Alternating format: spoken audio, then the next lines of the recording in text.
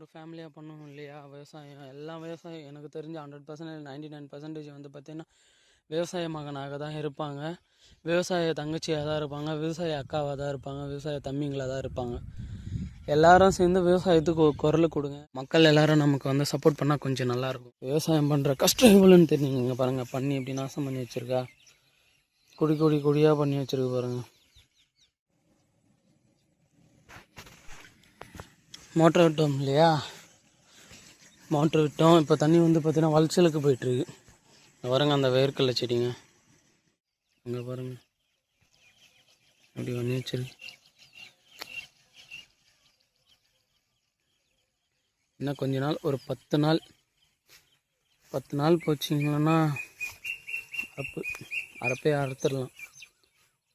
எல்லாமே ஆளை வச்சு நடணுன்னா ஒரு ஏக்கராவுக்கு வந்து 9800 ரூபா விவசாயிங்களுக்கு. ஹாய் ஃப்ரெண்ட்ஸ், டுடே வீடியோவில் என்ன பார்க்க போகிறோன்னா, வீட்டில் இருந்து வந்தோமா, வந்து கழனிக்கு வந்தோம். கழனியிலேருந்து வந்து பார்த்திங்கன்னா மாடு ஓட்டிகிட்டு போகலான்னு வந்திருக்கோம். அப்புறம் வேர்க்கடலை போட்டு களைலாம் வெட்டணும் இல்லையா, அது எஸ்டர்டே வந்து பார்த்திங்கன்னா தண்ணி பாய வச்சோம். அது வந்து பார்த்திங்கன்னா, அதாவது நான் இல்லை, அப்பாலாம் பாய வச்சாங்க. அதை வந்து பார்த்திங்கன்னா இப்போது அதையும் பார்க்கணும். அதாவது வேர்க்கடலை செடி எங்கள் சைடில் வந்து பார்த்திங்கன்னா கிராமத்தில் கலக்கான்னுவாங்க, சில பேர் வேர்க்கடலை செடின்னு சொல்லுவாங்க. அது பார்த்திங்கன்னா எப்படி வளர்ந்துருக்குன்னு பார்க்க போகிறோம். அப்புறம் வயலில் வந்து பார்த்திங்கன்னா பன்னிங்க வந்து நிறைய இறங்கியிருக்கு, அதுவும் பார்க்க போகிறோம். அது வராரு எங்கள் அப்பா.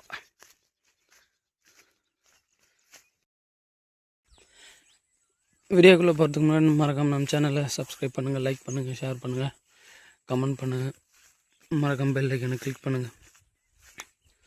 வாங்க வீடியோக்குள்ளே. இது வந்து பார்த்திங்கன்னா கையில் நடுவில் இந்த நெல் எடுத்துகிட்டு வந்து தண்ணியில் ஊற போட்டு வந்து பார்த்திங்கன்னா கையில் சேடெல்லாம் ஓட்டி பெரம்பெல்லாம் பிடிச்சி கையில் விசிறும் இல்லையா, அப்படி வந்து நல்லதான் இது. இப்போ வந்து பார்த்திங்கன்னா ஆளை வச்சு நடணுன்னா ஒரு ஏக்கராவுக்கு வந்து 9800 ரூபா. அப்படின்னா 4 ஏக்கரா என்ன வச்சு அப்படின்னு பாருங்கள் எவ்வளோ கஷ்டன்ட்டு.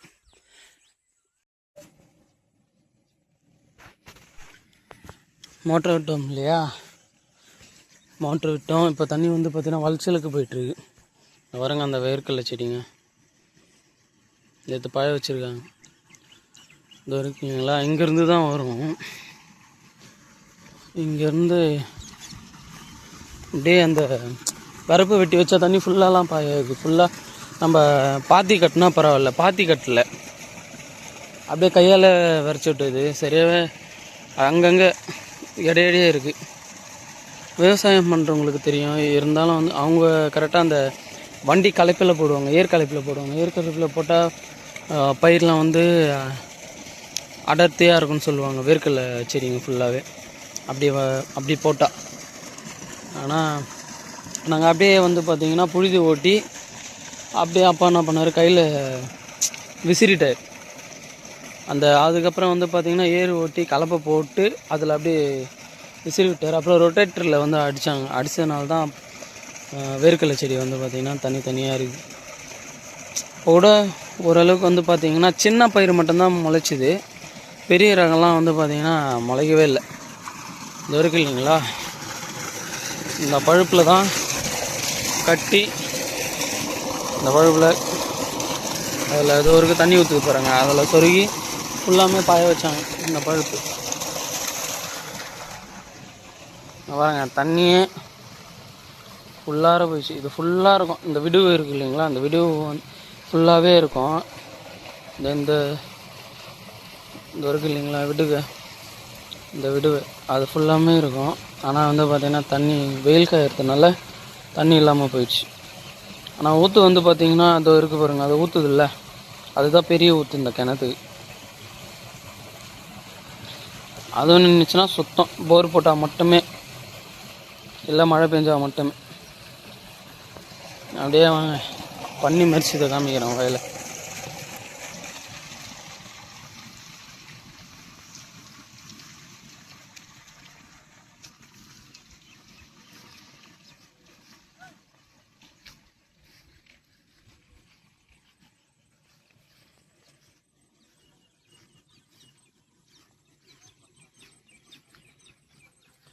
பன்னிக்கு அடித்த குச்சியும் பேட்டுக்கு சுற்றுற கெட்டு நூல்னு சொல்லுவாங்க. அந்த கெட்டு நூல்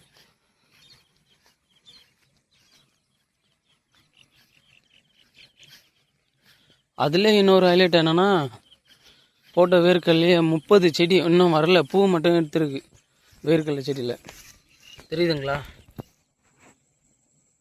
பூ எடுத்துருக்கு. இந்த செடியிலே வந்து பார்த்திங்கன்னா பன்னி ஃபுல்லாமே பிடிங்கி தள்ளிடுச்சு. இந்த செடியெலாம் காஞ்சி போச்சு தண்ணிலாம். இந்த ஒரு செடி இருக்கு பாருங்க, இந்த ஒரு செடி ஃபுல்லாக காஞ்சி போச்சு. பன்னி இறங்கி வந்து பார்த்திங்கன்னா ஒரு 30 செடி இருக்கும். 30 செடி ஃபுல்லாமே வந்து பார்த்திங்கன்னா பன்னி பிடிங்கி போட்டுச்சு.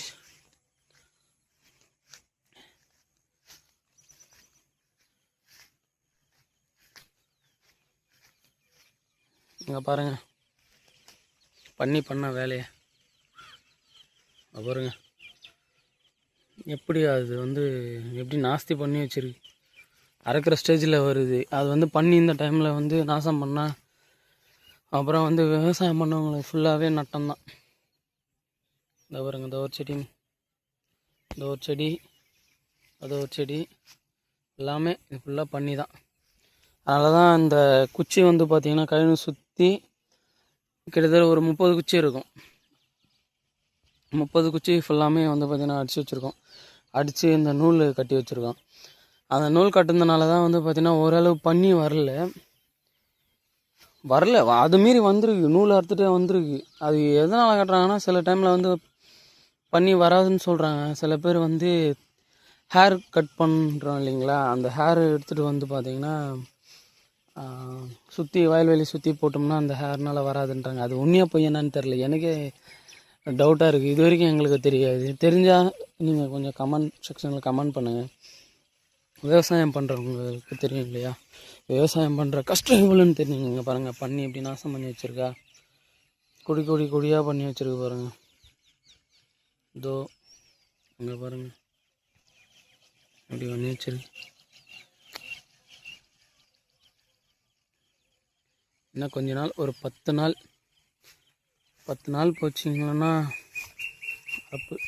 அறுப்பே அறுத்துடலாம் எல்லாமே.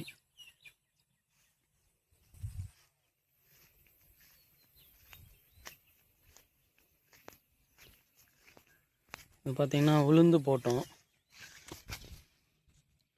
உளுந்து செடி, அதுலேயும் பூ எடுக்குது. இருக்கு பாருங்கள்,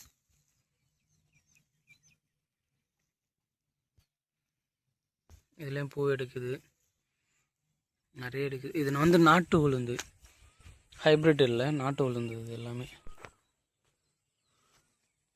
இது பாருங்கள், இந்த இறங்கி போயிருக்கு பாருங்கள் பன்னி, வரிசையாக வருங்க. இது பாருங்க, தெரியுதுங்களா காலடியிலையும். இங்கே பாருங்க, இது புழுதினால அவங்களுக்கு சரியாக தெரியல. இங்கே பாருங்க, தோ இது ஃபுல்லாமே பார்த்தீங்கன்னா ஃபுல்லாக பன்னி தான். பன்னி ஃபுல்லாமே டேமேஜ் தான்.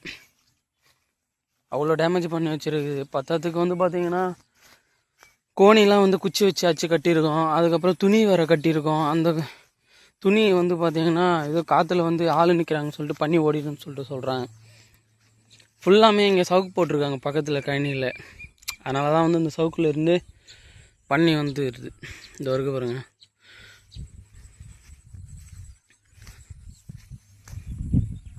இது வந்து ஹைப்ரிட் சவுக்குன்னு சொல்லுவாங்க. அந்த சவுக்கு வந்து 5 வருஷத்துலேயே வந்து பார்த்திங்கன்னா மரமாகி லோடு ஏற்றிடுவாங்க நாங்கள் வெட்டி.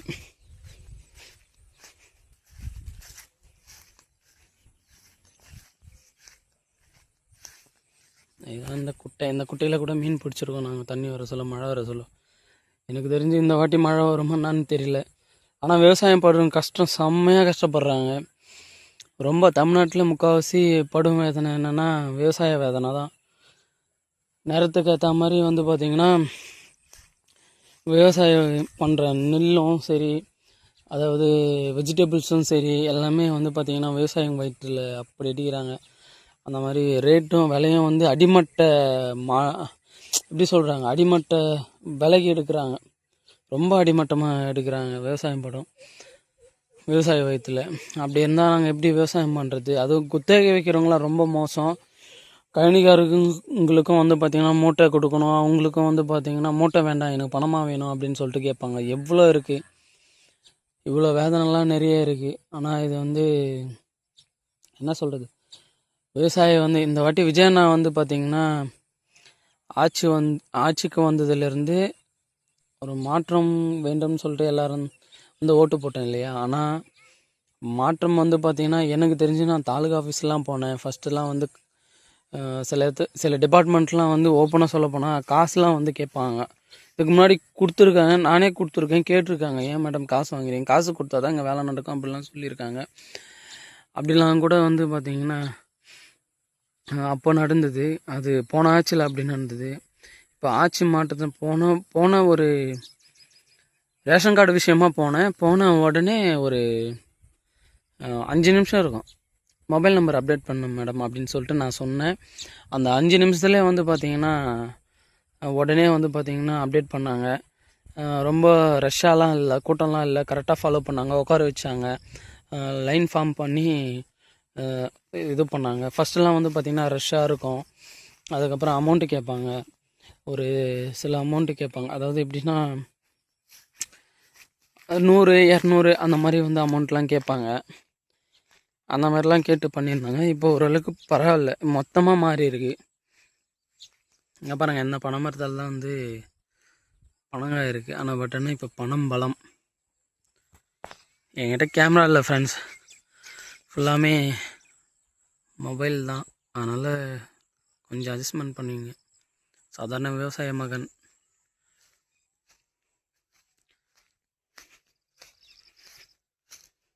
இந்த ஆட்சிக்கு ஒரு அளவுக்கு பரவாயில்ல, இருந்தாலும் மக்கள் எல்லோரும் நமக்கு வந்து சப்போர்ட் பண்ணால் கொஞ்சம் நல்லாயிருக்கும் விவசாயிங்களுக்கு. மக்களில் இளைஞர்கள் வந்து ஃபுல்லாமே விவசாயம் பண்ணுற அப்பா அம்மா தங்கச்சி எல்லாம் ஒரு ஃபேமிலியாக பண்ணுவோம் இல்லையா. விவசாயம் எனக்கு தெரிஞ்ச 100%, 99% வந்து பார்த்திங்கன்னா விவசாய மகனாக தான் இருப்பாங்க, விவசாய தங்கச்சியாக தான் இருப்பாங்க, விவசாய அக்காவாக தான் இருப்பாங்க, விவசாய தம்பிங்களாக தான் இருப்பாங்க. எல்லாரும் சேர்ந்து விவசாயத்துக்கு ஒரு குரல் கொடுங்க. அது வந்து பார்த்திங்கன்னா கொஞ்சம் சப்போர்ட்டாக இருக்கும். வீடியோ பிடிச்சிருந்தா நம்ம சேனலை சப்ஸ்கிரைப் பண்ணுங்கள், லைக் பண்ணுங்கள், ஷேர் பண்ணுங்கள், மறக்காமல் பெல் ஐக்கானை கிளிக் பண்ணுங்கள், கமெண்ட் பண்ணுங்கள். அடுத்த வீடியோவில் பார்க்கலாம். பாய்.